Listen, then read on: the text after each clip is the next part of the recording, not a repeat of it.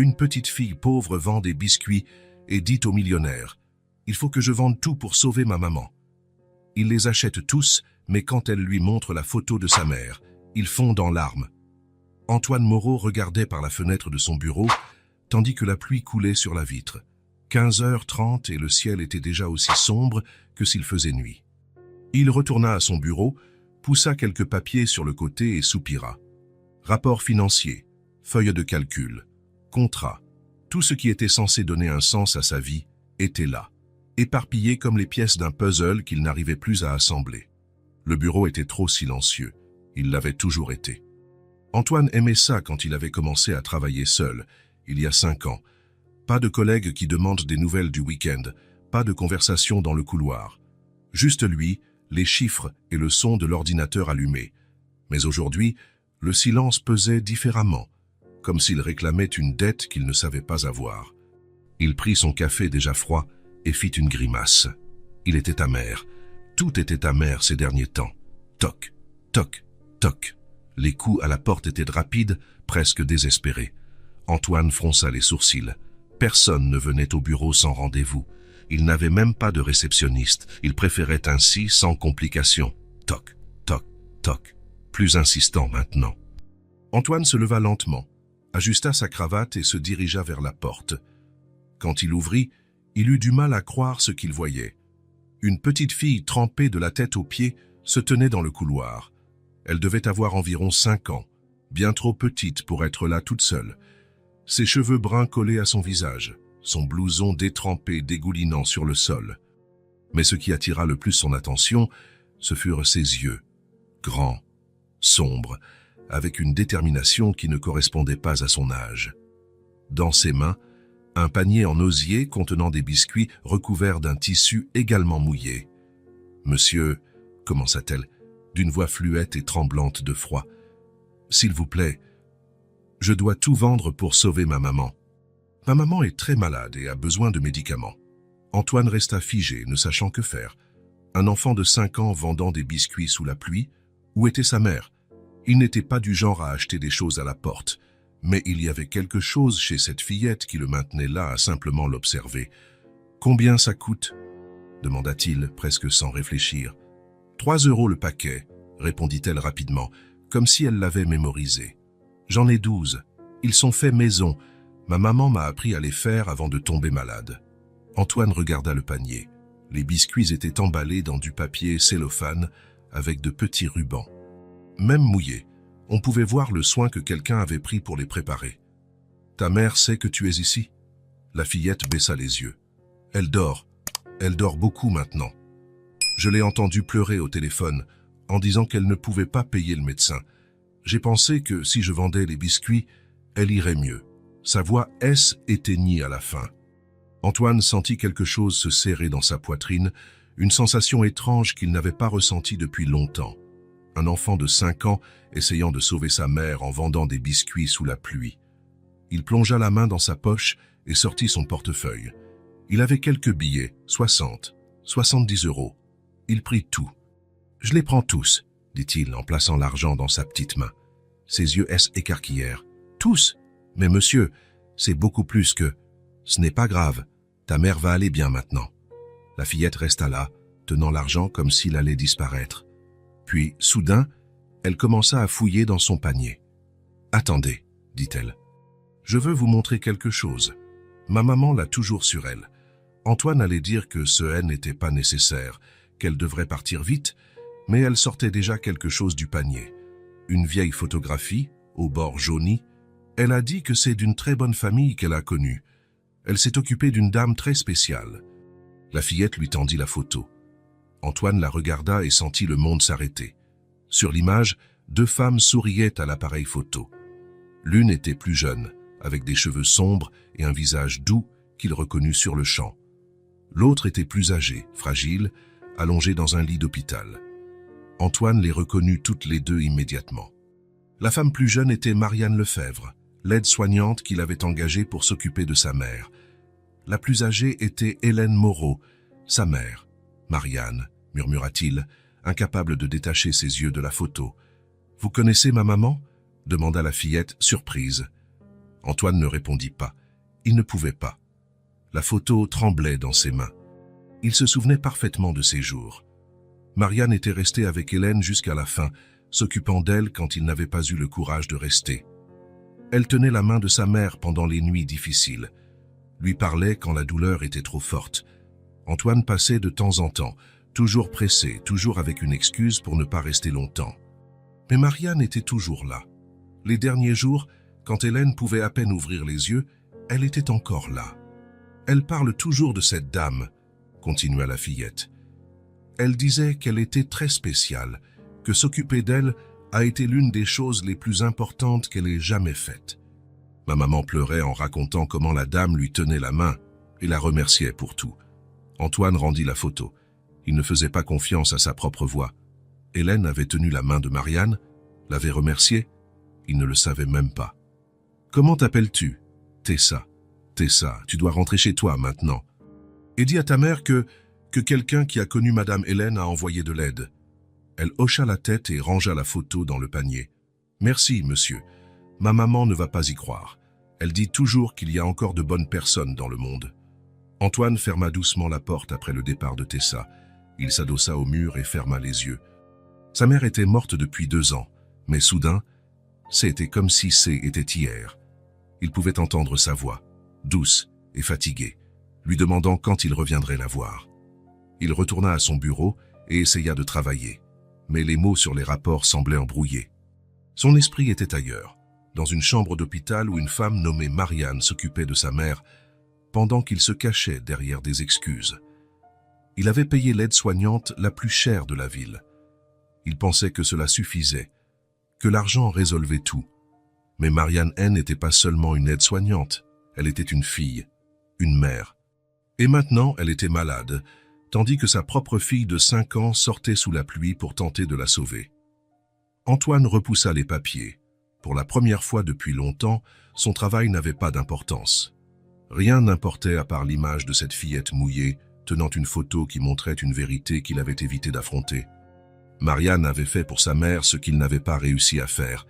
Elle avait été présente. Elle s'était occupée d'elle. Elle lui avait tenu la main quand elle en avait le plus besoin. Dehors, la pluie continuait de tomber. Mais à l'intérieur du bureau, quelque chose avait changé. Antoine ne savait pas encore ce qu'il allait faire, mais une chose était sûre. Il ne pourrait pas oublier les yeux de cette fillette, ni le visage sur la photographie qu'il avait reconnu trop tard. Antoine ferma doucement la porte et retourna à son bureau. Les feuilles de calcul étaient toujours là, attendant, mais il ne parvenait pas à se concentrer sur les chiffres.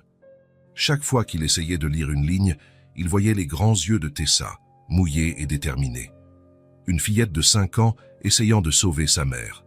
Il repoussa le clavier et s'adossa à sa chaise. La photo qu'elle lui avait montrée ne quittait pas ses pensées. Marianne tenant la main de sa mère, Hélène souriant, même fragile, même malade. Quand avait-il vu sa mère sourire pour la dernière fois? L'horloge au mur indiquait 16h30. Il avait encore du travail à faire, des appels à retourner, des rapports à vérifier, mais rien de tout cela n'importait maintenant. Son esprit était ailleurs, dans un passé qu'il avait tenté d'oublier. Hélène malade. Les mots résonnaient dans sa tête comme un écho qui ne voulait pas mourir. Il se souvenait du jour où il avait appris le diagnostic. Il était en réunion quand le téléphone avait sonné. C était le médecin de famille. « Monsieur Moreau, je dois vous parler de votre mère. Le cancer s'est propagé. » Antoine S. était excusé auprès de ses collègues, était sorti de la salle et avait écouté le médecin expliquer les traitements, le temps, les soins. Mais la seule chose à laquelle il pouvait penser était « je ne sais pas comment faire ça ». Alors, il avait engagé Marianne, la meilleure aide soignante que l'argent pouvait payer. Problème résolu, n'est-ce pas? Il pouvait continuer à travailler, à vivre sa vie, pendant que quelqu'un de plus compétent s'occupait de la situation. Mais maintenant, assis dans le bureau silencieux, Antoine réalisait à quel point il était trompé. Marianne n'avait pas été seulement une employée. Elle avait été la fille qu'il n'avait pas réussi à être. Le téléphone sonna, le faisant sursauter. C'était un client, voulant des informations sur un investissement. Antoine répondit automatiquement, donnant les informations dont l'homme avait besoin. Quand il raccrocha, il réalisa qu'il ne se souvenait de rien de ce qu'il avait dit. Tessa, la fillette sous la pluie. Elle n'avait pas plus de 5 ans et avait déjà plus de courage qu'il n'en avait jamais eu. Pendant qu'il se cachait derrière des excuses et des réunions importantes, un enfant sortait seul de la maison pour sauver sa mère. Pourquoi n'ai-je jamais été aussi courageux que cette fillette? La question apparut dans son esprit comme une gifle. Il essaya de la repousser, mais elle revint, plus forte. Pourquoi? Pourquoi un enfant de 5 ans avait-il plus de courage qu'un homme de 42 ans? Antoine se leva et se dirigea vers la fenêtre. La pluie était arrêtée, mais le ciel était encore gris. En bas, les gens marchaient à la hâte, chacun avec ses problèmes, ses vies. L'un d'eux avait-il une fille vendant des biscuits sous la pluie? Il retourna à son bureau et ouvrit le tiroir du bas. Là se trouvait la carte de visite de Marianne, jaunie et oubliée. Marianne Lefebvre, aide-soignante spécialisée. Au dos, elle avait écrit son numéro de téléphone personnel à la main. Antoine prit la carte et la regarda. Combien de fois avait-il appelé ce numéro? 2, 3 fois au maximum. Toujours pour poser des questions sur les médicaments ou les horaires. Jamais pour savoir comment Hélène se sentait. Jamais pour remercier. Il posa la carte sur le bureau et essaya de se remettre au travail. Mais les paroles de Tessa continuaient de résonner. Elle a dit que s'occuper d'elle a été l'une des choses les plus importantes qu'elle ait jamais faites. Important. S'occuper d'Hélène avait été important pour Marianne. Plus important que le salaire, plus important que le travail. Elle avait vu Hélène comme une personne, non comme une obligation. Et lui, qu'avait-il vu? Un inconvénient. Un problème à résoudre avec de l'argent. Antoine ferma les yeux et se força à se souvenir, les premiers jours après le diagnostic. Hélène essayant d'agir comme si rien n'avait changé, lui préparant le dîner quand il venait, lui posant des questions sur son travail. Elle était en train de mourir, mais elle essayait encore de s'occuper de lui. Et comment avait-il réagi? En venant moins souvent, toujours pressé, toujours avec une excuse au bout de la langue. « J'ai une réunion importante demain, maman. Ça, le client attend, je dois y aller. J'essaierai de revenir la semaine prochaine. » Mensonges. Tous des mensonges. Il n'avait pas de réunion si importante. Il n'avait pas de client qui ne pouvait pas attendre. Il avait juste peur. Peur de voir sa mère dépérir. Peur de ne pas savoir quoi dire. Peur d'affronter la réalité. Alors il a laissé Marianne faire le travail difficile. C'est elle qui a tenu la main d'Hélène quand la douleur était trop forte. C'est elle qui a parlé avec Hélène pendant les longues nuits. C'est elle qui a été là quand Hélène a eu besoin de quelqu'un. Antoine ouvrit les yeux et regarda l'horloge. 17h30. Normalement, il travaillerait jusqu'à au moins 19h, mais aujourd'hui, il ne pouvait pas. Il rangea les papiers dans le tiroir et prit son manteau. Le trajet jusqu'à la maison passa en un éclair. Il conduisit en pilote automatique, l'esprit ailleurs.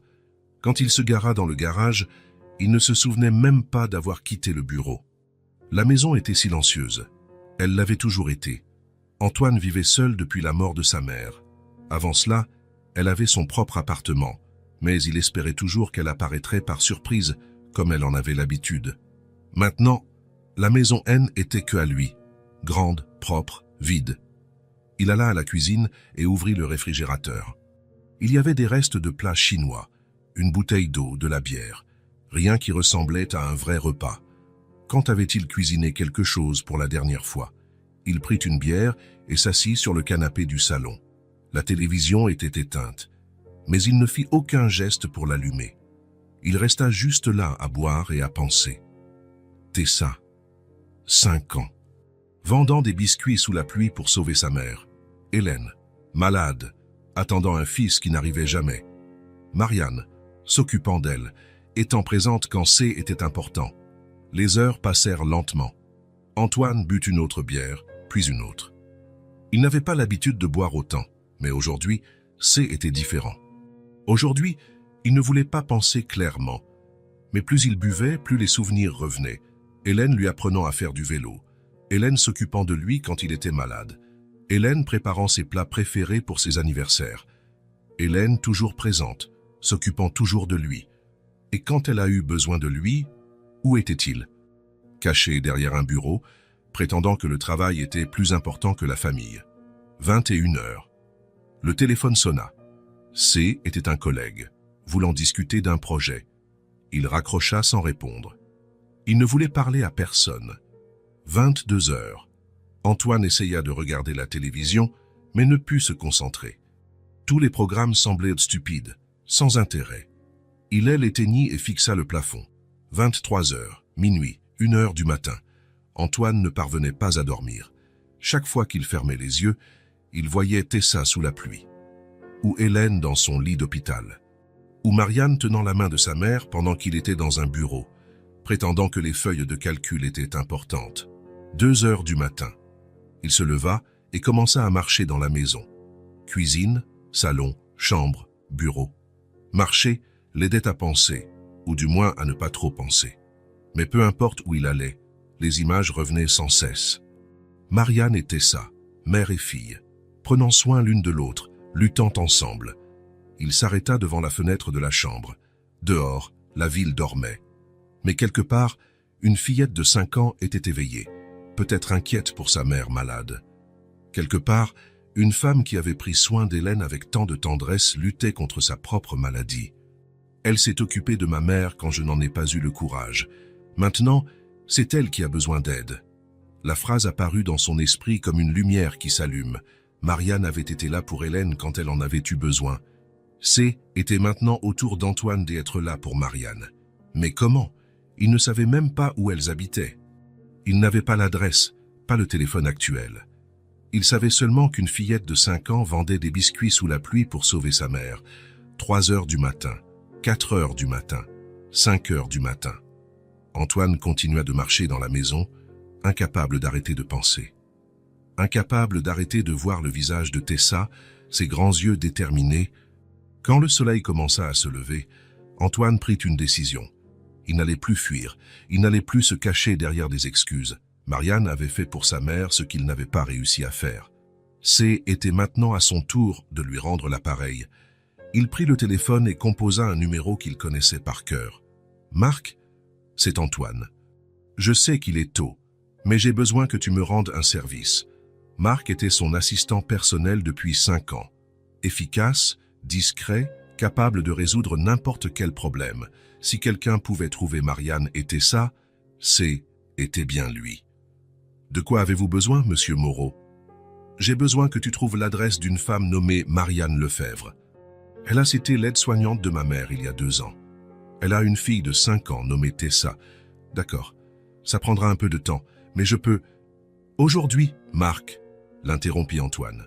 « Trouve où elles habitent. Aujourd'hui. » Il y eut une pause de l'autre côté de la ligne. « Compris, monsieur, je commence tout de suite. » Antoine raccrocha et alla prendre une douche. Pour la première fois depuis longtemps, il savait exactement ce qu'il devait faire. Il n'allait plus fuir la réalité. Il n'allait plus laisser d'autres personnes s'occuper de ce qui était important. Il était temps d'être aussi courageux qu'une fillette de 5 ans. L'adresse que Marc avait trouvée mena Antoine dans un quartier qu'il connaissait mal. Les maisons étaient petites, certaines ayant besoin d'un coup de peinture, mais il y avait quelque chose d'accueillant dans les rues étroites avec leurs vieux arbres. Les enfants jouaient dans les petits jardins pendant que leur mère étendait le linge sur le fil. Un chien dormait à l'ombre d'une clôture et le son d'une télévision échappait par la fenêtre ouverte d'une des maisons.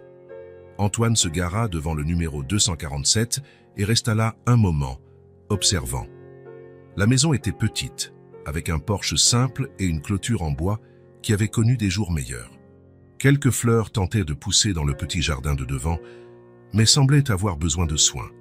Un pot cassé reposait à côté de la porte, avec une petite plante essayant de survivre. Il prit une profonde inspiration et sortit de la voiture. Il ne savait pas exactement ce qu'il allait dire, mais il savait qu'il devait être là. En marchant sur le petit chemin menant à la porte, il remarqua qu'une des planches du porche était desserrée. La peinture de la porte écaillait. La poignée semblait un peu lâche quand il alla pour frapper. Il y avait une sonnette, mais elle ne semblait pas fonctionner. Avant qu'il ne puisse frapper, il entendit des pas courir à l'intérieur de la maison. Puis une voix criant quelque chose qu'il ne put comprendre, suivie de rires d'enfants. « Je vais voir qui c'est !» cria une voix qu'il reconnut immédiatement. La porte s'ouvrit et Tessa apparut, portant toujours le même blouson que la veille, mais sec cette fois. Ses yeux écarquillèrent quand elle le vit. Pendant une seconde, elle resta immobile, comme si elle ne pouvait pas y croire. « Maman !» cria-t-elle en se tournant vers l'intérieur de la maison. « Il y a quelqu'un pour te voir, c'est le monsieur au biscuit. » Antoine ne put s'empêcher de sourire un peu. Le monsieur au biscuit, c'est ainsi qu'elle le voyait. Pas comme un étranger quelconque, mais comme quelqu'un de spécial qui avait aidé quand elles en avaient besoin. Des pas lents s'approchèrent de la porte. Marianne apparut peu à peu, s'appuyant sur le chambranle. Antoine sentit un pincement au cœur en la voyant. Elle était pâle, plus mince qu'il ne s'en souvenait, et semblait avoir du mal à tenir debout. Ses mains tremblaient légèrement, et il y avait des cernes sombres sous ses yeux. Mais quand ses yeux rencontrèrent les siens, elle s'arrêta net. « Antoine » murmura-t-elle, comme si elle ne pouvait y croire. « Qu'est-ce que vous faites ici ?» Pendant un instant, il ne put parler. Voir Marianne ainsi, fragile et malade, fit remonter tous les souvenirs de sa mère.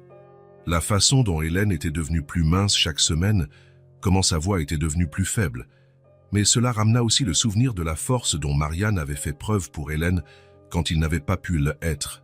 « Je me souviens de vous » commença-t-il en baissant la tête.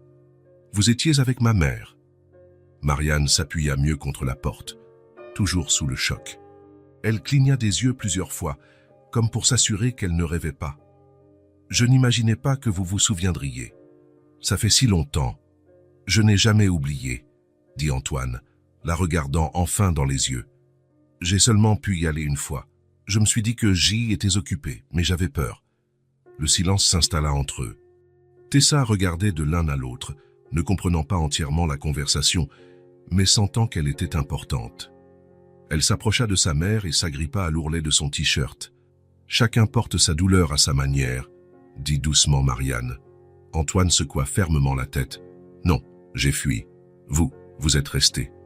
Vous vous êtes occupé d'elle quand je n'en ai pas eu le courage. » Marianne soupira et lui fit signe d'entrer. Elle se déplaçait lentement, comme si chaque pas exigeait un effort conscient. « Entrez, on ne peut pas discuter sur le pas de la porte. Les voisins vont commencer à jaser. » Le salon était petit mais confortable. Un vieux canapé mais propre, quelques photos au mur, des jouets de Tessa éparpillés sur le sol. Il y avait une couverture froissée sur le canapé, où Marianne S. était probablement reposée. Une tasse de thé à moitié vide était sur la table basse, déjà froide. Quelques magazines étaient empilés sur une chaise, et un puzzle à moitié assemblé occupait un coin de la table. « Asseyez-vous » dit-elle en désignant un fauteuil qui, bien que vieux, semblait confortable. « Tessa, ma chérie, va jouer dans ta chambre un petit moment ?»« Mais je veux rester » protesta Tessa, s'agrippant plus fort à la jupe de sa mère. « Le monsieur aux biscuits est gentil. Juste pour quelques minutes, mon amour. Les adultes doivent parler de choses ennuyeuses d'adultes. » Tessa fit une grimace mais obéit. Avant de partir, elle regarda Antoine avec une curiosité sincère. « Vous restez pour le dîner, monsieur au biscuit? Maman fait de très bonnes pâtes. » Antoine regarda Marianne, qui esquissa un petit sourire malgré tout. C'était le premier sourire qu'il voyait sur son visage depuis son arrivée. « On verra, ma chérie. Va jouer maintenant. Je pourrais lui montrer mes dessins après. »« Peut-être, Tessa. Maintenant, vas-y. » Quand Tessa sortit, traînant les pieds et clairement peu heureuse de devoir partir, Marianne s'assit lentement sur le canapé. Antoine remarqua comment elle se déplaçait avec précaution, comme si elle économisait son énergie, comme si chaque mouvement faisait un peu mal. « Elle vous a raconté ?» demanda Marianne en ajustant la couverture sur ses jambes. « Que vous étiez malade ?»« Oui.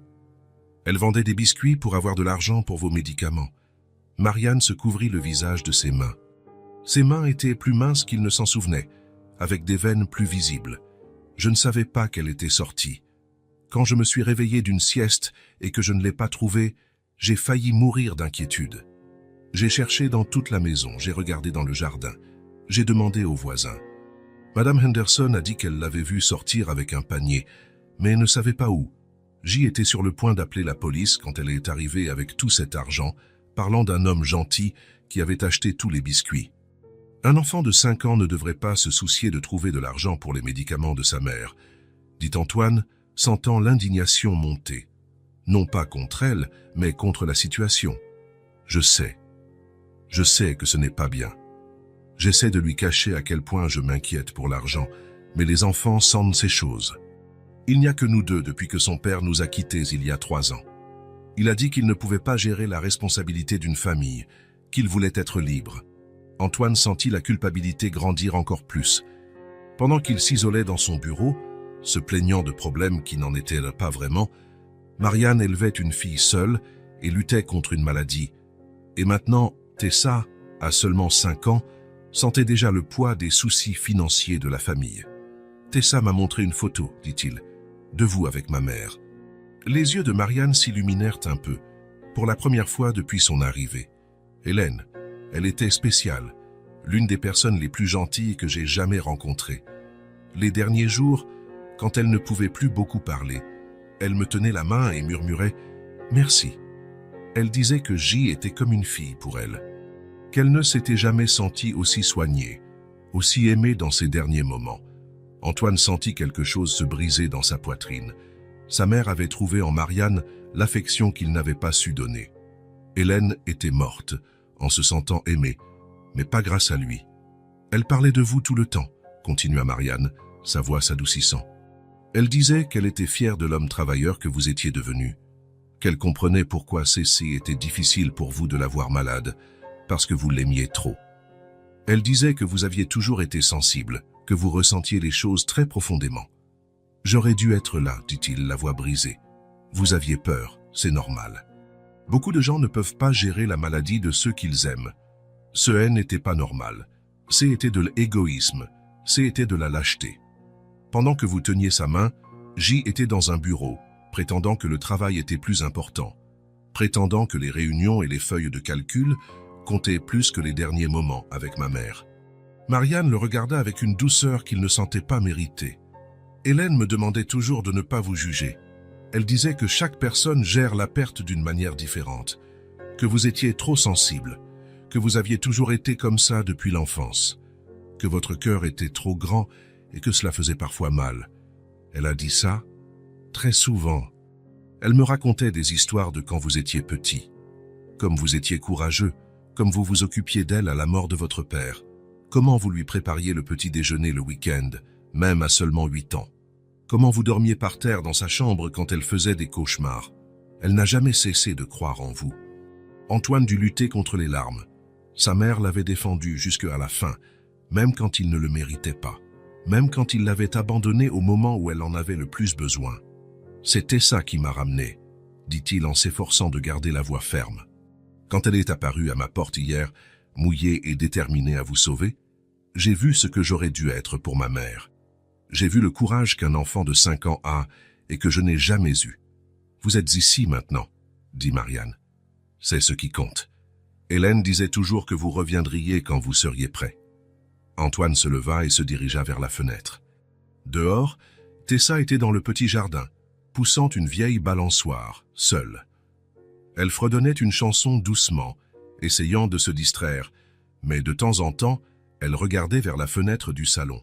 « Tessa a essayé de me remercier pour l'argent que je lui ai donné, » dit-il sans se retourner. « Mais elle ne comprend pas. C'est moi qui devrais remercier. » Pourquoi? Pour avoir donné à ma mère ce que je n'ai pas pu lui donner. De la présence, de l'affection, de la dignité, pour avoir tenu sa main quand J était trop loin pour le faire, pour l'avoir fait se sentir aimé à la fin. Il se tourna vers Marianne, et elle put voir la détermination grandir dans ses yeux. L'argent que j'ai donné à Tessa ne suffit pas. Je veux aider pour de vrai. Je veux faire pour vous ce que vous avez fait pour ma mère. Marianne secoua la tête, clairement mal à l'aise. Antoine, vous n'avez pas à... Si, je dois. Pas pour vous, pas seulement pour vous, pour ma mère, pour moi, pour Tessa, pour faire ce qui est juste. Il fit une pause. Qu'ont dit les médecins exactement? Je veux tout savoir. Marianne hésita, ses mains tremblantes en prenant la tasse de thé froid. Elle but une gorgée, même froide, comme si elle avait besoin de quelque chose pour lui donner de la force. Que j'ai besoin d'un traitement que je ne peux pas payer. Une chimiothérapie intensive pendant 6 semaines, puis une chirurgie pour enlever la tumeur. Que sans le traitement, j'ai peut-être 6 mois. Avec de la chance, 8. Et avec le traitement. Ils disent que j'ai 70% de chance de guérison complète, mais ça coûtera plus de 100 000 €, entre les médicaments, l'hospitalisation, la chirurgie et le suivi, et je devrais être hospitalisé pendant quelques semaines. Puis d'autres consultations, des examens de suivi pendant des années. Antoine ne réfléchit pas à deux fois. Je vais payer le traitement, en totalité, chaque centime. Antoine, ça doit coûter, peu importe combien ça coûte, vous allez suivre le traitement. Nous allons appeler le médecin aujourd'hui même et tout organiser. Marianne se mit à pleurer, se couvrant le visage de ses mains, ses épaules tremblaient. Je ne peux pas accepter. C'est trop. C'est plus que ce que je pourrais rembourser en toute une vie. C'est plus que ce que quiconque devrait faire pour un autre. Vous pouvez et vous allez accepter. Sa voix était ferme maintenant, ne laissant aucune place à la discussion. Ma mère aurait fait la même chose pour vous, et j'aurais dû faire ça il y a longtemps. J'aurais dû vous chercher quand j'ai appris qu'elle était décédée. Pourquoi voulez-vous faire ça? Demanda-t-elle entre les larmes. Vous me connaissez à peine, vous ne me devez rien. Antoine retourna au fauteuil et s'assit sur le bord, la regardant directement. Parce que vous étiez là quand je n'y étais pas. Parce que vous avez donné à ma mère de la dignité dans ces derniers moments. Parce que votre fille a 5 ans et ne devrait pas avoir à s'inquiéter de perdre sa mère comme j'ai perdu la mienne. Parce que c'est ce que les bonnes personnes font les unes pour les autres.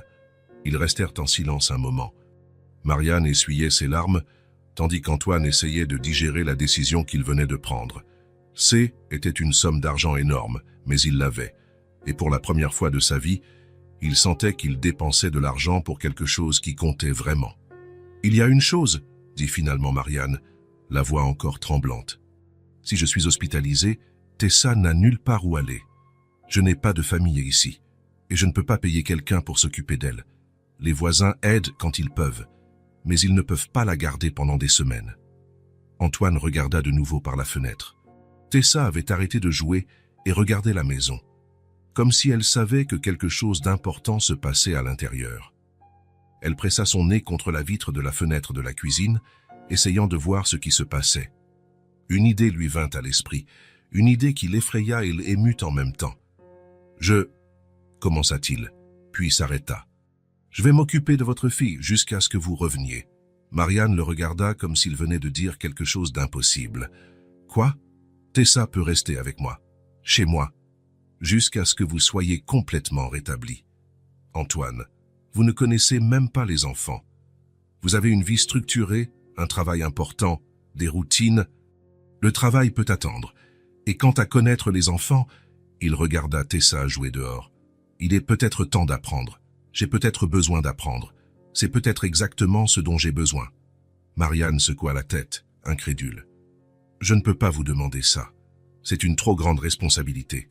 Tessa a des routines, des besoins spécifiques. Elle a peur quand elle ne me voit pas. Elle fait parfois des cauchemars.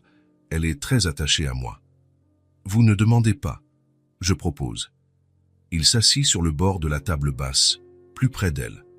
Marianne, vous avez donné à ma mère quelque chose que je n'ai pas pu lui donner. Laissez-moi faire la même chose pour Tessa. Laissez-moi être pour elle ce que vous avez été pour Hélène. Mais vous êtes un inconnu pour elle. Hier, J était un inconnu. Aujourd'hui, je suis le monsieur au biscuit. Il faillit sourire. Les enfants s'adaptent vite. Vous devez le savoir vous-même. Et je ferai tout pour qu'elle se sente en sécurité. Marianne resta silencieuse, réfléchissant. Antoine pouvait voir le conflit dans ses yeux. Elle voulait lui faire confiance, mais elle avait peur. C était sa fille, la chose la plus importante au monde pour elle. Comment savoir que vous n'allez pas disparaître quand les choses deviendront difficiles? Demanda-t-elle finalement. Quand elle pleurera au milieu de la nuit? Quand elle tombera malade? Quand elle demandera après moi tous les jours? Quand elle fera une crise ou ne voudra pas manger? La question fit mal, mais Antoine comprit d'où elle venait. Parce que j'ai déjà fui une fois, et je ne fuirai plus. Parce que je regarde Tessa et je vois le courage que je n'ai jamais eu. Parce qu'elle mérite quelqu'un qui reste comme vous êtes resté avec ma mère. Parce que je n'abandonnerai pas un enfant comme j'ai abandonné ma mère. Quelque chose dans le ton de sa voix, dans la fermeté de ses paroles, fit que Marianne le regarda droit dans les yeux. Et à ce moment-là, elle vit quelque chose qui la rassura. De la sincérité, de la détermination. Et peut-être, pour la première fois depuis longtemps, de l'espoir. Elle a ses manies, dit lentement Marianne, comme pour tester son sérieux. Elle ne mange pas de légumes verts, elle a peur du noir. Elle aime qu'on lui lise des histoires avant de dormir. Toujours la même histoire, 3 fois de suite. Je peux gérer ça. Elle voudra me parler tous les jours, plusieurs fois par jour. Bien sûr qu'elle le voudra. Et vous pourrez lui parler chaque fois que vous le voudrez. Je lui donnerai mon téléphone personnel. Et si je ne guéris pas? Et si le traitement ne fonctionne pas? Et si je meurs? Antoine prit ses mains, qui étaient froides et tremblantes. Ça va marcher. On va faire en sorte que ça marche. Et même si ça ne marchait pas, Tessa ne serait jamais seule. Je vous donne ma parole. Elle aurait toujours une famille. Marianne ferma les yeux, luttant contre d'autres larmes. Je n'aurais jamais pensé qu'un étranger ferait ça pour nous. Pourquoi voulez-vous faire ça? Parce que nous ne sommes plus des étrangers, dit Antoine. Nous sommes une famille maintenant. Vous, moi et Tessa, unis par le souvenir d'Hélène. Unis par ce qui est juste. Tessa, appela-t-elle, la voix encore tremblante mais avec une nouvelle force. Tu peux venir ici, ma chérie. Tessa arriva en courant, s'arrêtant à l'entrée du salon. Ses yeux allèrent directement aux larmes de sa mère. « Maman, tu pleures? Tu as mal? Tu veux que j'apporte ton médicament? » « Non, mon amour, ce sont de bonnes larmes. Viens ici, nous devons parler de quelque chose de très important. » Tandis que Tessa s'approchait, marchant lentement comme si elle savait que quelque chose de grand se passait, Antoine sentit un mélange de nervosité et de détermination. Il ne savait pas comment s'occuper d'un enfant. Il ne savait pas s'il serait bon à ça. Mais une chose qu'il savait, il n'allait pas fuir cette fois. Il n'allait pas laisser Tessa seule comme il avait laissé sa mère. La maison d'Antoine semblait immense aux yeux de Tessa. Elle resta plantée à l'entrée, serrant fort son petit sac à dos, regardant de tous les côtés sans dire un mot. Le silence de l'endroit était différent du silence de sa maison. Là-bas, C était chaleureux, plein de souvenirs. Ici, C était vide, froid. « C'est ta maison maintenant, » dit Antoine, essayant de paraître enthousiaste. « Tu veux voir ta chambre ?» Tessa hocha la tête sans parler, mais le suivit dans les escaliers. Chaque pas résonnait dans le couloir silencieux. Antoine ouvrit la porte de la chambre d'amis qu'il avait préparée à la hâte. Il avait acheté quelques jouets au grand magasin, fait le lit avec des draps neufs, placé une petite lampe sur la table de chevet. « Qu'est-ce que tu en penses ?» demanda-t-il. Tessa regarda autour d'elle, puis le regarda. « Où est maman? Tu te souviens qu'elle est à l'hôpital? Les médecins vont s'occuper d'elle pour qu'elle aille mieux. Quand est-ce qu'elle revient? Dans quelques semaines. Mais tu pourras lui parler tous les jours. » Tessa s'assit sur le bord du lit, tenant toujours son sac à dos. Elle semblait minuscule dans la grande chambre. « Je veux rentrer chez moi. » Antoine sentit sa poitrine se serrer. Il ne savait pas quoi dire. Il ne savait pas comment gérer un enfant triste et effrayé. Il s'assit à côté d'elle sur le lit. « Je sais que tu veux, mais pour l'instant, tu vas rester ici avec moi. On va s'occuper l'un de l'autre jusqu'à ce que ta mère revienne. » Tessa ne répondit pas. Elle ouvrit simplement son sac à dos et en sortit un ours en peluche bien usé avec une oreille à moitié déchirée. Elle le serra fort. « C'est Monsieur Brun, » dit-elle doucement. « Il dort avec moi. Monsieur Brun peut dormir dans le grand lit. Il y a beaucoup de place. Il n'aime pas les grands lits. Il aime les petits lits. » Antoine regarda le lit king size qu'il y avait dans la chambre d'amis. C était vraiment trop grand pour un enfant de 5 ans. « Tu veux que je mette des oreillers autour? Pour faire un petit coin ?» Tessa hocha la tête affirmativement, mais semblait toujours perdue. Les premiers jours, elle parlait peu. Elle répondait quand il lui posait une question, mais n'entamait pas de conversation. Elle passait beaucoup de temps à regarder par la fenêtre, ou serrée contre Monsieur Brun, à regarder des dessins animés à la télévision. Antoine essaya de créer une routine. Il se levait à 7 heures. Il préparait le petit déjeuner au début, il a brûlé les toasts 2 fois, mais il s'est amélioré. Tessa mangeait lentement, laissant toujours la moitié dans son assiette. « Tu n'as pas faim ?» demandait-il. Maman faisait différemment. Comment faisait-elle? Elle coupait le toast en petits triangles. Et elle mettait de la confiture seulement sur un morceau. Le lendemain matin, Antoine coupa le toast en triangles et mit de la confiture seulement sur un morceau. Tessa mangea un peu plus.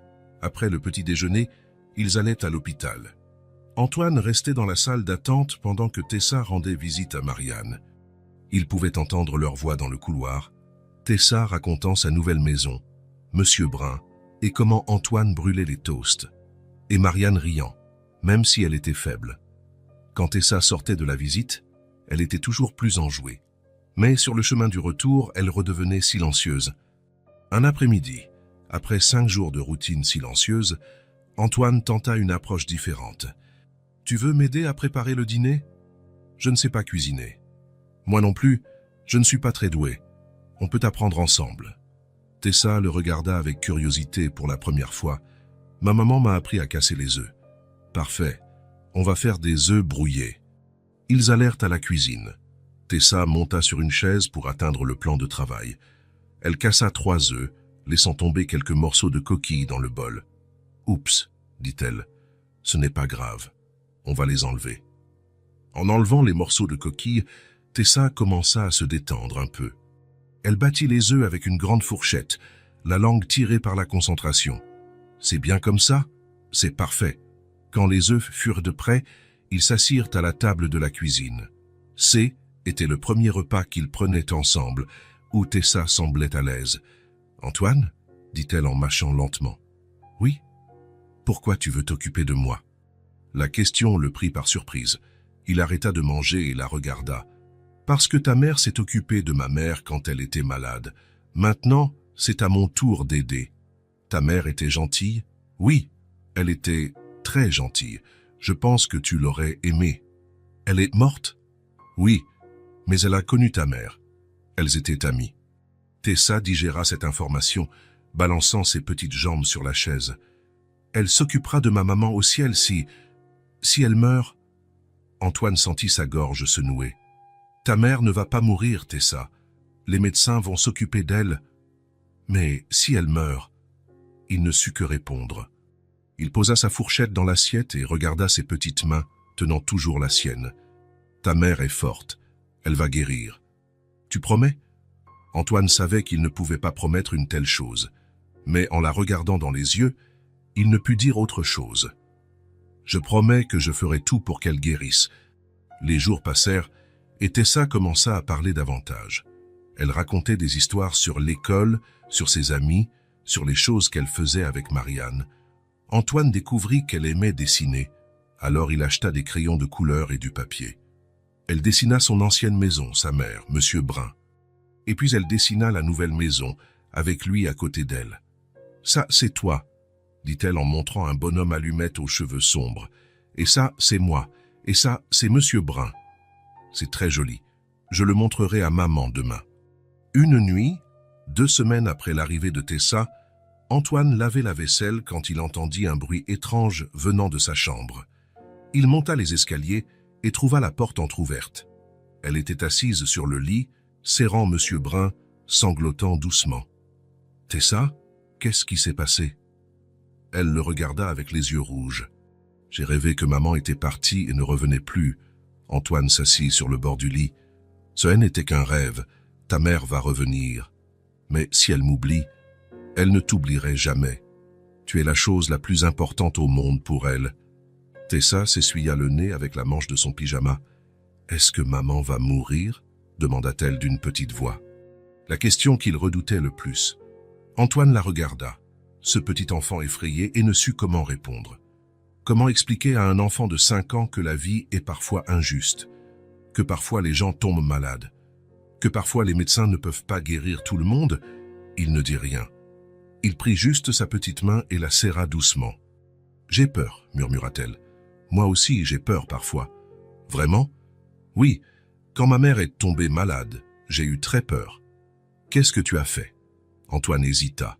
Il ne pouvait pas lui dire qu'il avait fui, qu'il s'était caché, qu'il avait laissé quelqu'un d'autre s'occuper de tout. « J'ai essayé d'être courageux, comme tu l'es. Je ne suis pas courageuse. J'ai peur de tout. Être courageux, ce n'est pas ne pas avoir peur. C'est faire les bonnes choses, même quand on a peur. » Tessa y réfléchit un moment. « Comme vendre des biscuits sous la pluie ?» ?»« Exactement. Comme vendre des biscuits sous la pluie pour aider ta mère. » Elle se blottit plus près de lui. « Tu peux rester jusqu'à ce que je m'endorme ?»« Bien sûr. » Antoine resta assis sur le bord du lit, jusqu'à ce que sa respiration devienne plus lente et régulière. Quand il fut sûr qu'elle dormait, il se leva doucement et s'apprêtait à quitter la chambre. « Antoine ?» murmura-t-elle dans le noir. « Oui ? Merci de t'occuper de moi. » Le lendemain, après la visite à l'hôpital, ils étaient assis dans la cuisine à boire un jus de fruits quand Tessa commença à parler. Cette fois, elle ne semblait pas effrayée. Elle semblait avoir besoin de raconter. « Maman travaillait dans une laverie », dit-elle en balançant ses jambes sur la chaise. Elle partait tôt et rentrait tard. Ses mains étaient toujours rouges à cause des produits de nettoyage. Antoine arrêta de boire et prêta attention. Un jour, elle est rentrée à la maison en pleurant. Elle a dit qu'on l'avait renvoyée parce que la laverie allait fermer. On s'est retrouvés sans argent. Tessa regarda son verre. Je la voyais pleurer beaucoup dans la cuisine quand elle pensait que je dormais. Elle regardait les factures sur la table et pleurait. Antoine sentit quelque chose se serrer dans sa poitrine. Marianne avait traversé tout ça seule en essayant de protéger sa fille. Après, elle est tombée malade, continua Tessa. D'abord, elle était juste fatiguée. Puis elle a commencé à tousser beaucoup. Et après, elle ne pouvait plus sortir du lit certains jours. Elle le regarda. J'ai pensé que si je vendais des biscuits, je pourrais aider. Je pourrais acheter des médicaments pour qu'elle aille mieux. Antoine regarda cette petite fille et sentit un mélange de honte et d'admiration. Honte parce qu'il avait passé tant de temps à se cacher de ses propres problèmes. Admiration parce que cet enfant de 5 ans avait plus de courage et d'amour qu'il n'en avait montré dans toute sa vie d'adulte. « Tu es très courageuse, Tessa. Maman disait toujours qu'on doit prendre soin les uns des autres, que c'est ce que font les familles. Elle a raison. Maman disait toujours que quand les gens prennent soin les uns des autres, ils deviennent plus forts. » Antoine la regarda, ses grands yeux sérieux, et réalisa que quelque chose avait changé en lui. Au cours des 2 dernières semaines, il avait appris plus sur le courage et l'amour que dans toute sa vie. « Ta mère est très sage. » Tessa sourit pour la première fois depuis son arrivée chez lui. Un petit sourire, mais réel. « Alors on va prendre soin l'un de l'autre jusqu'à ce qu'elle revienne. » Exactement. On va prendre soin l'un de l'autre. Ce soir-là, quand Antoine la mit au lit, Tessa ne pleura pas. Elle serra Monsieur Brun et le regarda. « Merci de me laisser rester ici. »« Tu n'as pas à me remercier, Tessa. » Pour la première fois depuis que tout avait commencé, Antoine se sentit en paix. Il n'avait pas fui. Il ne s'était pas caché. Il était resté. Et peut-être, enfin, il apprenait ce qui comptait vraiment. 3 semaines s'étaient écoulées depuis l'arrivée de Tessa chez Antoine et quelque chose d'étrange se produisait. Il aimait ça. Au début, chaque matin était une lutte. Se lever tôt, préparer le petit déjeuner, s'occuper d'un enfant qui préférait clairement être ailleurs. Mais maintenant, quand le réveil sonnait à 6h30, Antoine ne ressentait plus ce sentiment de lourde obligation. Au lieu de cela, il y avait une petite attente, une curiosité sur ce que serait la journée. « Bonjour, Monsieur Brun », entendit-il Tessa murmurer dans la chambre des à côté. « Aujourd'hui, on va revoir maman. » Antoine sourit en se brossant les dents. Tessa parlait toujours à son ours le matin, lui racontant les plans de la journée. Elle ne savait pas qu'il pouvait l'entendre, et il faisait semblant de ne pas l'entendre. Dans la cuisine, Tessa était déjà assise à table, en pyjama et les cheveux en bataille. « Je peux faire les œufs brouillés aujourd'hui ?» demanda-t-elle. « Bien sûr. Tu deviens une experte. » Antoine sortit les œufs du réfrigérateur et les posa sur le plan de travail.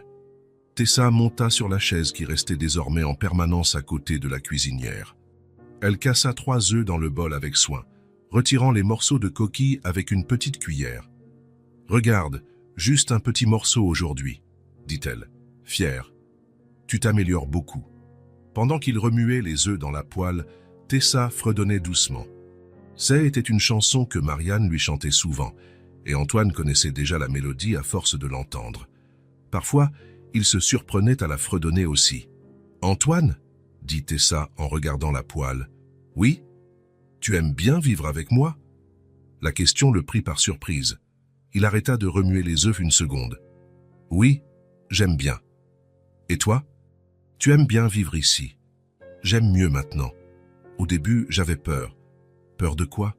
Que tu ne m'aimes pas, que tu me renvoies. » Antoine la regarda, concentré sur les œufs, et sentit quelque chose se serrer dans sa poitrine. « Je ne te renverrai jamais, Tessa. Tu promets ? » ?»« Je promets. » Après le petit déjeuner, ils suivirent la routine habituelle, ranger, prendre son manteau, aller à l'hôpital. Mais maintenant, la routine ne semblait plus une obligation. Elle semblait naturelle.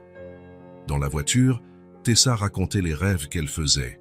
Aujourd'hui, elle avait rêvé qu'elle volait avec Monsieur Brun. On a volé jusqu'aux nuages et on a vu maman d'en haut.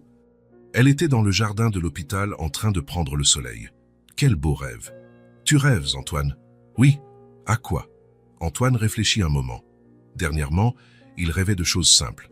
De Tessa qui riait, de Marianne qui allait mieux, de petits déjeuners en famille. À de bonnes choses, dit-il. À l'hôpital, Antoine connaissait déjà toutes les infirmières. Elle souriait toujours en voyant Tessa arriver, courant dans le couloir avec Monsieur Brun sous le bras. « Comment va-t-elle aujourd'hui » demanda-t-il à l'infirmière, Jeannette. « Beaucoup mieux. Le traitement fonctionne. Elle est plus forte, plus enjouée. » Antoine soupira de soulagement. Au cours des 2 dernières semaines, Marianne s'était visiblement améliorée. Ses cernes avaient diminué. Elle souriait plus, parvenait à rester éveillée plus longtemps pendant les visites. Pendant que Tessa rendait visite à sa mère, Antoine restait à la cafétéria de l'hôpital, lisant le journal ou observant simplement les gens. Des médecins pressés, des familles inquiètes, des enfants courant dans les couloirs. Il ne se sentait plus comme un étranger dans cet endroit. « Antoine !» Tessa apparut en courant, les yeux brillants. « Maman est assise dans son lit et elle a mangé toute sa soupe. Quelle excellente nouvelle. Elle veut te parler. » Antoine accompagna Tessa jusque à la chambre. Marianne était assise dans le lit, se coiffant. Elle sourit en le voyant. « Bonjour, Antoine. Comment allez-vous ?»« Bien. Vous avez bien meilleure mine. »« Je me sens mieux. Le médecin a dit que la tumeur a diminué de 20%. C'est incroyable. » Marianne regarda Tessa, qui présentait Monsieur Brun à une poupée sur la table de chevet. « Comment se comporte-t-elle ? Comme un ange. Elle m'apprend beaucoup de choses. Sur quoi ? Sur la façon de faire des œufs brouillés, sur les rêves, sur le courage. » Marianne sourit. Elle a toujours été spéciale. Elle l'est vraiment. Ils discutèrent quelques minutes de choses quotidiennes. Les dessins que Tessa faisait, les films qu'ils regardaient ensemble, les histoires qu'elle racontait à l'heure du coucher. Antoine réalisa qu'il avait beaucoup à raconter, que sa vie s'était remplie de petits moments importants. Sur le chemin du retour, Tessa était excitée. Maman a dit que peut-être la semaine prochaine, elle pourra sortir du lit et marcher un peu dans le couloir. C'est merveilleux. Et elle pourra porter des vêtements normaux, pas seulement ses chemises d'hôpital. Je parie qu'elle a hâte. À la maison, après le déjeuner, Tessa s'assit à la table de la cuisine avec du papier et des crayons de couleur. C'était l'heure du dessin, une activité qu'elle adorait et qu'Antoine avait appris à apprécier. « Qu'est-ce que tu vas dessiner aujourd'hui ?»« C'est une surprise, » dit-elle en couvrant le papier de ses mains. Antoine alla dans le salon pour consulter quelques emails professionnels. Mais il se surprit à prêter plus d'attention au bruit de la cuisine. Tessa qui fredonnait, les crayons qui tombaient par terre, elle qui parlait toute seule des couleurs. 40 minutes plus tard, elle apparut dans le salon avec le dessin à la main. « Voilà », dit-elle en lui tendant le papier. Antoine regarda le dessin et sourit. C'était lui et Tessa, main dans la main, tenant des fleurs. En arrière-plan, un lit d'hôpital avec une silhouette souriante. Marianne. « C'est nous qui apportons des fleurs à maman », expliqua Tessa. « C'est magnifique, Tessa. Vraiment très beau. On lui donne demain ? Bien sûr. » Antoine resta à regarder le dessin. Eux deux, main dans la main. Il ne se souvenait pas de la dernière fois que quelqu'un l'avait dessiné heureux. En fait, il ne se souvenait pas de la dernière fois où il était senti vraiment heureux avant l'arrivée de Tessa. Ce soir-là, après avoir mis Tessa au lit, Antoine s'assit dans le salon avec une tasse de café. La maison était silencieuse, mais ce n'était plus le silence vide d'avant. C'était un silence plein de présence, plein de vie. Il regarda autour de lui. Il y avait des jouets éparpillés sur le canapé, des dessins collés sur le réfrigérateur, une poupée oubliée sur la télévision. La maison n'était plus seulement la sienne, c'était la leur. Et cette prise de conscience apporta quelque chose d'inattendu, un sentiment de perte anticipée. Dans quelques semaines, quand Marianne serait complètement rétablie, elle partirait. Elle retournerait dans leur petite maison, à leur vie d'avant, et ils retourneraient à la maison silencieuse, au dîner solitaire, au week-end vide. L'idée le dérangea plus qu'il ne l'aurait imaginé. Pendant 3 semaines, Ilès était convaincu qu'il ne faisait que tenir une promesse, rendre un service, faire ce qui était juste. Mais maintenant, assis dans le salon rempli des traces de la présence de Tessa, Antoine réalisa qu'Ilès s'était trompé. Il ne voulait pas que ça se termine. Il ne voulait pas que Tessa s'en aille. Il ne voulait pas retourner à sa vie d'avant. Il ne voulait pas se réveiller dans une maison vide, prendre son petit déjeuner seul, dîner en silence. Pour la première fois depuis des années, sa vie avait un but au-delà du travail. Il y avait quelqu'un qui l'attendait à la maison. Il y avait des conversations sur les rêves et les dessins. Il y avait des œufs brouillés le matin et des histoires avant de dormir. Il avait une famille. Antoine but le café froid et fixa le dessin de Tessa qui était sur la table basse. Eux deux, main dans la main. Il se demanda si C était égoïste de vouloir que cela continue. S'il était juste de souhaiter que Marianne mette plus de temps à se rétablir. Non, il ne voulait pas ça. Il voulait que Marianne aille bien, qu'elle rentre chez elle, qu'elle soit heureuse avec sa fille. Mais il voulait aussi continuer à faire partie de leur vie. Il voulait continuer à être important pour quelqu'un. Le téléphone sonna, interrompant ses pensées. C était Marc. « Comment ça se passe là-bas » demanda son assistant. Antoine regarda autour du salon, plein de vie et de désordre enfantin. « Ça se passe. Bien. Très bien. Nous devons discuter de quelques contrats la semaine prochaine. Ça peut être le matin, après 10 heures ? Bien sûr. Tout va bien ? Tout va très bien, Marc. À demain. » Antoine raccrocha le téléphone et monta vérifier Tessa. Elle dormait, serrant Monsieur Brun, respirant lentement et tranquillement. Il resta quelques minutes à l'observer, pensant à la rapidité avec laquelle la vie pouvait changer. 3 semaines plus tôt, il était un homme solitaire qui se cachait derrière son travail. Maintenant, il était quelqu'un qui se souciait des œufs brouillés et des dessins. Quelqu'un qui avait peur de se retrouver à nouveau seul. Il ne voulait pas que ça se termine. Et cette découverte l'effraya autant qu'elle le rassura. Cette nuit-là, après que Tessa se fut endormie, Antoine ne parvint pas à se coucher. Il arpenta la maison, agité, l'esprit rempli de pensées qu'il ne parvenait pas à organiser. La découverte qu'il ne voulait pas que Tessa s'en aille le laissait confus. C'était une sensation nouvelle, étrange, qui le faisait remettre en question tout ce qu'il pensait savoir sur lui-même. Il s'arrêta devant la porte de son bureau. Était une pièce qu'il utilisait peu depuis l'arrivée de Tessa. Auparavant, il y passait la plupart de ses soirées, travaillant tard, révisant des rapports, passant des appels. Maintenant, il préférait rester dans le salon, où il pouvait entendre si elle avait besoin de quelque chose. Il ouvrit la porte et alluma la lumière. Tout était exactement comme il l'avait laissé des semaines auparavant. Le bureau avec quelques papiers éparpillés, l'ordinateur éteint, le fauteuil en cuir qui était autrefois son refuge, mais maintenant, l'endroit semblait étranger, comme s'il appartenait à quelqu'un d'autre. Antoine s'assit sur la chaise et regarda autour de lui. Combien de nuits avait-il passé ici, prétendant que le travail était plus important que la vie? Combien de fois avait-il utilisé cet endroit pour se cacher du monde, des sentiments, des responsabilités qui comptaient vraiment?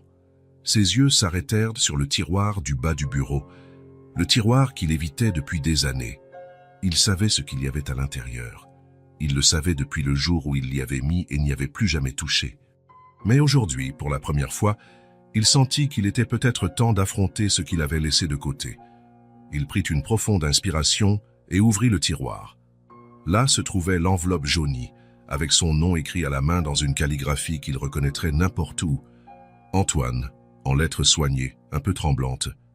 C'était la lettre qu'Hélène lui avait laissée. La lettre qu'il n'avait jamais eu le courage d'ouvrir. Il prit l'enveloppe avec précaution, comme si elle allait se défaire dans ses mains. Le papier était jauni sur les bords et il y avait une petite tache de ce qui semblait être du café dans le coin inférieur. Il se souvint vaguement d'avoir renversé du café sur la table de l'hôpital lorsque l'infirmière lui avait remis la lettre. À cette époque, il y a 2 ans, il n'avait pas pu l'ouvrir.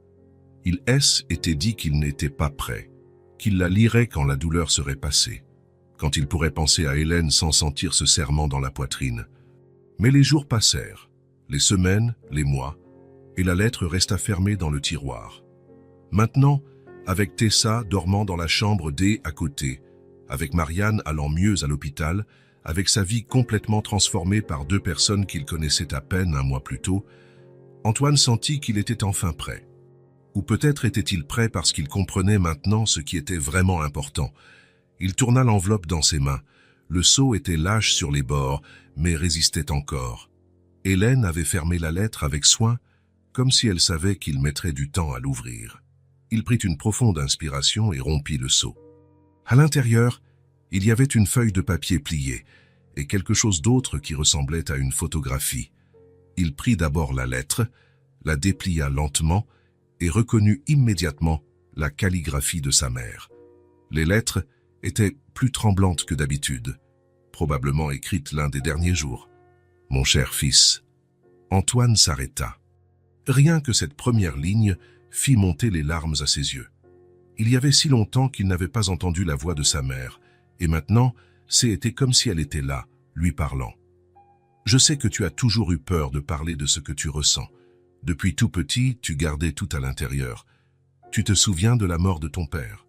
Tu avais 8 ans et tu n'as pas pleuré une seule fois devant moi, mais je t'entendais pleurer dans ton oreiller la nuit. » Une larme tomba sur le papier. Antoine l'essuya rapidement, craignant de brouiller les mots. « Je n'ai jamais souhaité que tu sois différent. Tu as toujours été sensible, tu as toujours ressenti les choses plus profondément que les autres. Et j'ai toujours su que était un don, même quand cela semblait être une difficulté. » Il s'arrêta de lire un moment. Hélène savait.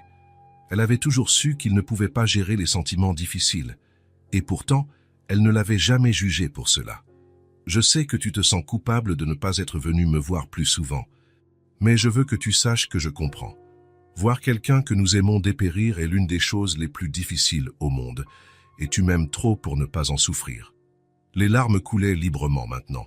Antoine n'essayait même pas de les essuyer. « Je veux que tu saches que Marianne a été un cadeau dans ma vie. Elle s'est occupée de moi comme une fille le ferait. Elle me parlait de toi, de la vie, des rêves. Elle m'a donné de la dignité quand j'en avais le plus besoin.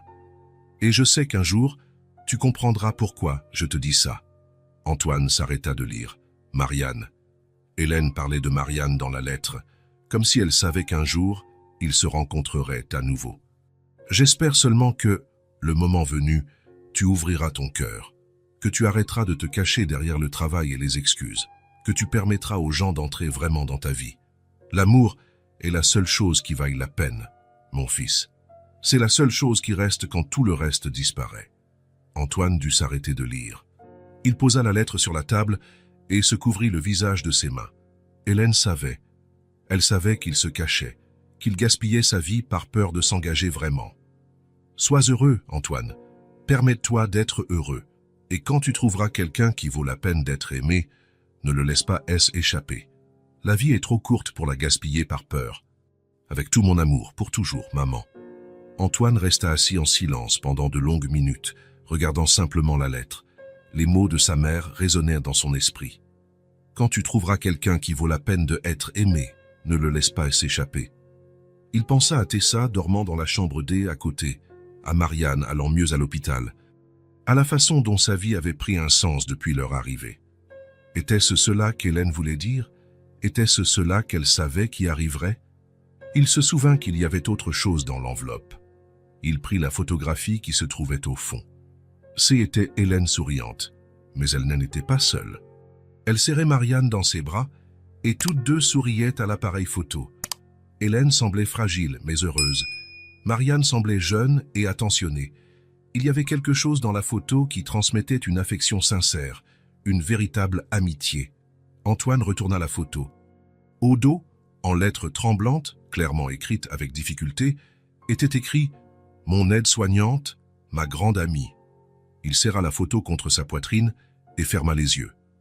Maintenant, il comprenait pourquoi Hélène avait mentionné Marianne dans la lettre. Elle savait que Marianne était spéciale. Elle savait qu'un jour, il aurait besoin de comprendre la valeur de ce qu'elle avait fait. Et peut-être, d'une manière mystérieuse, Hélène savait qu'un jour, il retrouverait Marianne, qu'il trouverait Tessa, que sa vie s'entremêlerait avec la leur d'une manière qu'il n'aurait jamais imaginée. Antoine resta là longtemps, tenant la photo, relisant des passages de la lettre. Les mots de sa mère semblaient écrits spécifiquement pour ce moment, pour cette découverte qu'il ne voulait pas que Tessa s'en aille, pour cette compréhension qu'il avait enfin trouvé quelque chose qui en valait la peine. L'amour est la seule chose qui vaille la peine. Il regarda la porte du bureau, pensant à la fillette qui dormait dans la chambre D à côté. Un enfant courageux qui avait complètement changé sa vie. Un enfant qui lui avait appris plus sur le courage et l'amour en quelques semaines qu'il n'en avait appris en des années. Pour la première fois depuis la mort d'Hélène, Antoine sentit qu'il était sur la bonne voie, qu'il faisait ce qu'elle aurait voulu qu'il fasse, qu'il ouvrait enfin son cœur. Il plia soigneusement la lettre et la rangea avec la photo. Pas dans le tiroir cette fois. Il les posa sur le bureau, où il pourrait les voir chaque fois qu'il entrerait dans le bureau. Quand il alla enfin se coucher, Antoine passa devant la chambre de Tessa. La porte était entr'ouverte, et il pouvait la voir dormir, serrant Monsieur Brun. Demain serait un autre jour de routine. Petit déjeuner, visite à l'hôpital, dessin sur la table de la cuisine, un autre jour de cette vie qu'il découvrait ne pas vouloir perdre. Hélène avait raison. L'amour était la seule chose qui valait la peine, et il apprenait enfin à aimer pour de vrai. Le lendemain matin, Antoine se réveilla avec une clarté qu'il n'avait pas ressentie depuis longtemps. La lettre d'Hélène était toujours sur la table du bureau, et ces mots résonnaient dans son esprit comme un guide. L'amour est la seule chose qui vaille la peine. Il savait exactement ce qu'il devait faire. Tessa était dans la cuisine, déjà sur sa chaise haute, attendant le petit déjeuner. Elle tenait Monsieur Brun et fredonnait doucement. « Bonjour, dit-elle en le voyant. On va voir maman aujourd'hui ? Oui, mais avant, je veux te parler de quelque chose. Antoine s'assit sur la chaise à côté d'elle et la regarda dans les yeux. Je veux que votre maison soit magnifique quand ta mère reviendra. Tessa arrêta de balancer ses jambes et le regarda attentivement. Qu'est-ce que tu veux dire? Je veux rénover votre maison, peindre les murs, réparer ce qui est cassé, acheter de nouveaux meubles. Je veux que lorsque ta mère sortira de l'hôpital, elle trouve tout parfait. Les yeux de Tessa s'écarquillèrent. Vraiment? Demanda-t-elle, les yeux brillants. Vraiment? Et tu vas m'aider? Tu vas choisir les couleurs, les meubles, tout. Qu'est-ce que tu en penses? Tessa sauta de sa chaise et courut le serrer dans ses bras. Je peux choisir la couleur de ma chambre. Tu peux choisir la couleur de toute la maison si tu veux. Et maman va aimer? J'en suis sûr. Après le petit déjeuner, ils allèrent d'abord à l'hôpital. Marianne était assise dans un fauteuil à côté du lit, lisant un magazine. Elle était visiblement plus forte. Ses joues avaient plus de couleur, ses yeux étaient plus brillants. « Maman !» Tessa courut la serrer dans ses bras. « Antoine va rénover notre maison. » Marianne regarda par-dessus la tête de Tessa vers Antoine, confuse. « Rénover? C'est une surprise, » dit Antoine. « Pour quand tu rentreras à la maison? » Antoine, vous n'avez pas à... Si, je dois. Et Tessa va aider pour tout. Elle sera l'architecte. Tessa rit aux éclats. Je ne sais pas ce que c'est, une architecte. Et celle qui décide de l'apparence des choses, expliqua Antoine. Et tu seras la meilleure architecte du monde. Marianne regarda entre les deux, voyant l'excitation de Tessa et la détermination d'Antoine. Vous êtes sûr? Absolument, répondit Antoine. Après la visite, ils allèrent directement à la maison de Marianne et Tessa. Antoine n'y était pas entré depuis le premier jour, quand il était venu chercher Tessa. En revoyant l'endroit, il réalisa combien de choses avaient besoin de soins. « Par où on commence ?» demanda-t-il. Tessa arpenta la maison comme une petite inspectrice, signalant des problèmes qu'Antoine n'avait même pas remarqués. Le robinet de la cuisine goutte. La porte de ma chambre ne ferme pas bien, et il y a une tache au plafond du salon qui ressemble à un éléphant. Antoine prit un carnet et commença à faire une liste. Robinet, porte, plafond, et ce N était que le début. Quelle couleur veux-tu pour les murs du salon? Tessa réfléchit un moment. Jaune, comme le soleil. Maman dit toujours que le jaune rend les gens heureux. Jaune, alors. Et ta chambre? Rose clair, mais pas trop rose, juste un petit peu. Antoine nota tout. Ils passèrent toute la matinée à aller de pièce en pièce, avec Tessa décidant de chaque détail. Elle voulait des rideaux à fleurs dans le salon, une nouvelle étagère pour ses livres, un grand miroir dans la chambre de sa mère. « Et si on mettait une lampe spéciale ici ?» demanda-t-elle en montrant un coin sombre du salon. « Quel genre de lampe? Une qui fait de belles ombres au plafond. J'en ai vu une dans un magasin une fois. Antoine nota « lampe spéciale ». Pendant l'après-midi, ils allèrent dans les magasins. Tessa lui tenait la main pendant qu'ils parcouraient les allées, s'arrêtant pour toucher des tissus, tester des peintures, essayer des oreillers. « Celui-ci est doux », dit-elle en enfonçant sa main dans un oreiller en plume. « On en achète pour ta mère ?»« Oui, elle dit toujours que son oreiller est trop dur. » Dans le magasin de peinture, Tessa passa 20 minutes à choisir la nuance exacte de jaune.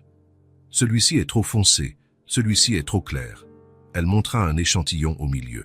« Celui-ci est parfait. » Le vendeur sourit. « Elle a bon goût. »« C'est l'architecte, » dit Antoine, fier.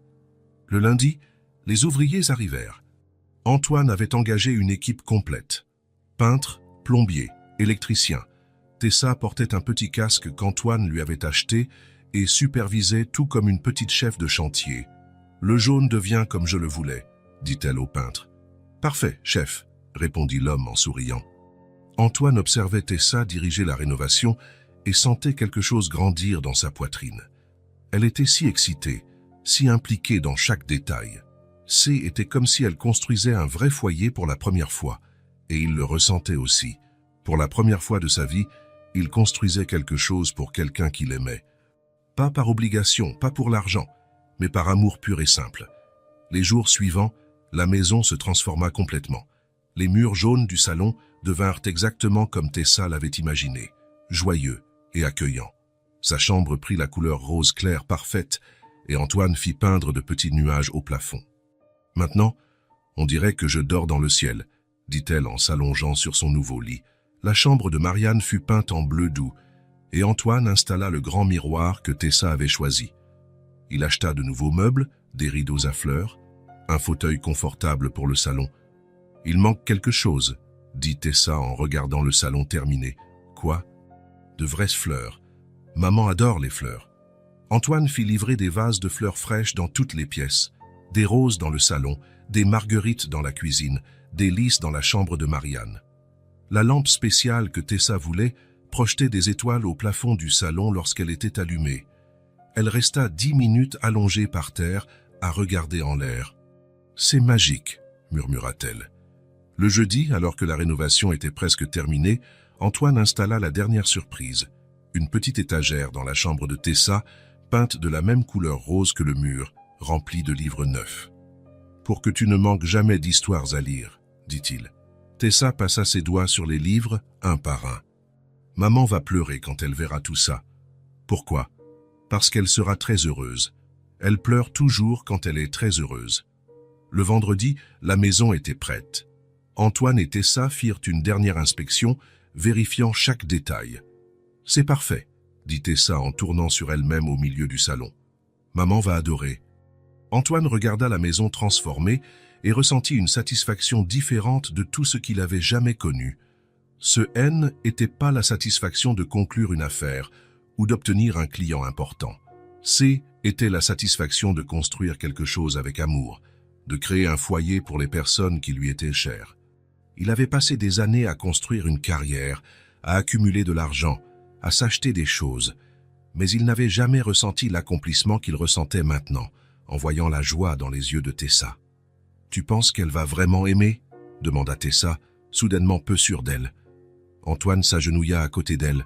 « Elle va adorer chaque détail. Parce que ça a été fait avec beaucoup d'amour, par des gens qui l'aiment. Par nous ? Par nous. » Ce soir-là, après avoir mis Tessa au lit, Antoine retourna seul à la maison rénovée. Il alluma la lampe aux étoiles et resta là, au milieu du salon jaune et confortable. Il avait construit beaucoup de choses dans sa vie. Des entreprises, des relations professionnelles, une carrière solide. Mais il n'avait jamais construit un foyer. Il n'avait jamais créé quelque chose en pensant au confort et au bonheur des autres. Et maintenant, en regardant cette maison qu'ils avaient transformée ensemble, Antoine comprit ce qu'Hélène voulait dire dans sa lettre. Il construisait enfin quelque chose qui en valait la peine. Il construisait de l'amour, de l'attention, une famille. Il construisait une vie qui avait un sens. Le matin de la sortie de Marianne arriva avec un mélange d'anxiété et de joie. Antoine se réveilla tôt, plus nerveux qu'il ne l'aurait cru. Il avait passé une semaine entière à se préparer pour ce moment, mais maintenant que cela se produisait, il avait l'impression que rien n'aurait pu le préparer adéquatement. Tessa put à peine manger son petit déjeuner. Elle remuait ses œufs brouillés dans l'assiette, anxieuse, ses petites jambes se balançant sur la chaise à un rythme accéléré. « Maman va aimer la nouvelle maison ?» demanda-t-elle pour la 10e fois depuis son réveil. « Elle va adorer », répéta Antoine en ajustant sa cravate. Même en sachant que C était un jour spécial, il ne pouvait éviter la formalité de sa tenue. « Et si elle n'aime pas les rideaux ? Elle les aimera. Tu les as choisis en pensant à elle, tu te souviens ? Et si elle trouve qu'on a trop changé de choses ?» Antoine arrêta ce qu'il faisait et s'agenouilla à côté de sa chaise. « Tessa, ta mère sera heureuse parce qu'elle verra à quel point tu tiens à elle, et parce qu'elle réalisera qu'elle n'est plus seule. » Ils arrivèrent à l'hôpital ponctuellement à 10 heures. Marianne était assise sur le bord du lit, déjà habillée en vêtements normaux pour la première fois depuis des semaines. Elle était visiblement plus forte, mais encore fragile. Ses cheveux avaient un peu poussé, et il y avait une vraie couleur sur ses joues. « Maman !» Tessa courut la serrer dans ses bras. « Tu es belle. Merci, mon amour. Je me sens beaucoup mieux. » Antoine observa leur retrouvaille avec un sourire aux lèvres. Après des semaines de visites rapides et de conversations à travers des vitres, elle pouvait enfin se serrer dans les bras pour de vrai. « Comment vous sentez-vous » demanda-t-il. « Impatiente de rentrer à la maison » répondit Marianne. « Et nerveuse aussi. Ça fait si longtemps que je ne suis pas dans ma propre maison. » Tessa tint la main de sa mère. « Attends de voir, maman. Ça va être une surprise incroyable. » Le médecin apparut avec les papiers de sortie et les dernières instructions. Marianne devrait continuer à prendre des médicaments pendant quelques mois et avoir des consultations régulières. Mais le pire était passé. Le traitement avait été un succès. « La tumeur a diminué de 80%, expliqua le docteur Stevens. « Dans 6 mois, avec les examens de suivi, nous espérons qu'elle aura complètement disparu. » Antoine ressentit un profond soulagement. Marianne allait s'en sortir. Tessa ne perdrait pas sa mère. Tout cela en avait valu la peine. Le trajet de retour fut silencieux. Marianne regardait par la fenêtre, observant la ville comme si elle la voyait pour la première fois. Tessa lui tenait la main, impatiente de lui montrer tous les changements. En arrivant dans leur rue, Marianne fronça les sourcils. « La maison est différente de l'extérieur, dit-elle. « Ça fait partie de la surprise, dit Tessa, contenant à peine son excitation. Antoine aida Marianne à sortir de la voiture. Elle marcha lentement dans le petit jardin de devant, remarquant les nouvelles fleurs, la clôture réparée, la peinture fraîche du porche. Arrivée à la porte d'entrée, Tessa regarda Antoine. « Je peux ouvrir ?»« Bien sûr. C'est ta maison ?» Tessa ouvrit la porte et entra la première. Marianne fit un pas à l'intérieur et s'arrêta net. Le salon était méconnaissable. Les murs jaunes brillaient sous la lumière du matin. Les nouveaux meubles étaient parfaitement disposés. Les rideaux à fleurs encadraient les fenêtres et des fleurs fraîches décoraient chaque surface. Le canapé, où elle dormait habituellement quand elle était très malade, avait été remplacé par un fauteuil confortable et un canapé neuf. « Mon Dieu !» murmura-t-elle en portant la main à sa bouche. « Tu aimes ?» demanda Tessa en sautillant d'un pied sur l'autre. Marianne ne put répondre. Elle regarda autour du salon comme si elle rêvait. Tout était propre, neuf, soigné. C était la même maison, mais transformée en quelque chose qu'elle n'aurait jamais imaginé pouvoir avoir. « Viens voir ta chambre, maman. » Tessa tira sa mère par la main, l'entraînant dans le couloir. Marianne s'arrêta à la porte de sa propre chambre et se couvrit le visage de ses mains. Les murs bleus doux, le lit neuf avec des draps blancs, le grand miroir, la commode restaurée. Tout était parfait, tout était pensé pour son confort. « Et ma chambre ?» Tessa courut vers sa chambre. Les nuages peints au plafond rose clair, l'étagère remplie de livres neufs, le petit lit mais confortable. Marianne s'assit sur le bord du lit de sa fille et se mit à pleurer. « Maman, pourquoi tu pleures ?» demanda Tessa, inquiète. « Ce sont de bonnes larmes, mon amour, des larmes de bonheur. » Elles retournèrent dans le salon, où Antoine attendait anxieusement sa réaction.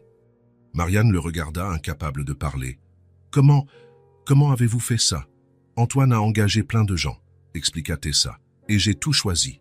Les couleurs, les meubles, les fleurs, j'y étais l'architecte. » Marianne regarda de nouveau autour d'elle, essayant de mesurer l'ampleur de ce qui s'était passé. Ça a dû coûter une fortune. Antoine s'approcha d'elle. Peu importe combien ça a coûté.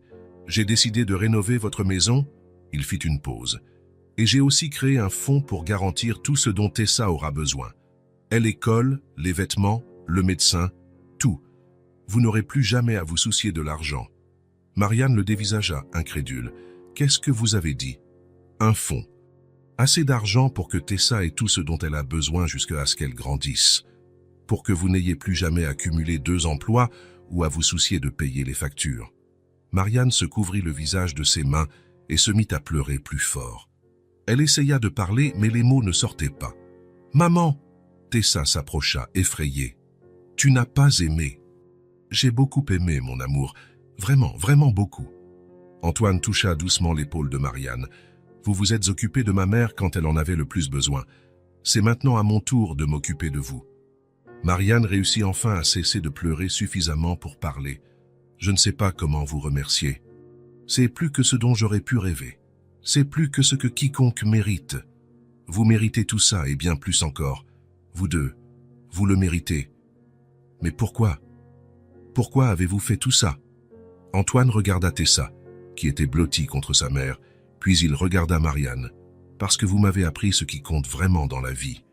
Parce que pour la première fois, j'ai compris ce qu'est le véritable amour. Et parce que... » Il hésita un instant. « Parce que je ne veux pas que ça se termine. Je ne veux pas retourner à la vie que j'avais avant. Laissez-moi juste faire partie de votre vie. » Marianne le regarda à travers ses larmes. « Vous voulez faire partie de notre vie? Si vous me le permettez. Si Tessa le veut. » Tessa lâcha sa mère et courut serrer Antoine dans ses bras. « Bien sûr qu'on veut. Tu fais partie de notre famille maintenant. » Marianne se leva lentement et s'approcha d'eux. « Antoine, vous nous avez sauvé la vie. Littéralement. Vous avez sauvé ma vie et donné un avenir à ma fille. Comment pourrais-je dire non? » Ils restèrent tous les trois enlacés au milieu du salon jaune, entourés de fleurs et de lumière. Pour la première fois depuis longtemps, ils se sentaient tous complets. Quelques semaines plus tard, un dimanche matin, Antoine se réveilla tôt et se rendit seul à un endroit qu'il n'avait pas visité depuis des mois. Le cimetière était silencieux, avec seulement le chant des oiseaux et le bruit du vent dans les arbres. Il se dirigea vers la tombe d'Hélène et déposa des fleurs blanches, ses préférées, dans le vase à côté de la pierre tombale. Il resta là un moment, regardant simplement le nom gravé dans la pierre. « Bonjour, maman, » dit-il doucement. « Je sais que ça fait longtemps que je ne suis pas venu, mais j'avais quelque chose à régler d'abord. » Le vent fit bouger les fleurs. « J'ai mis trop de temps à comprendre ce qui compte. J'ai eu si peur de ressentir, de m'engager vraiment, que j'ai failli rater ma chance d'être heureux. » Il prit une profonde inspiration. « Mais je pense que maintenant, j'ai enfin appris. » Antoine raconta à Hélène l'histoire de Tessa, de Marianne, et comment elles avaient changé sa vie.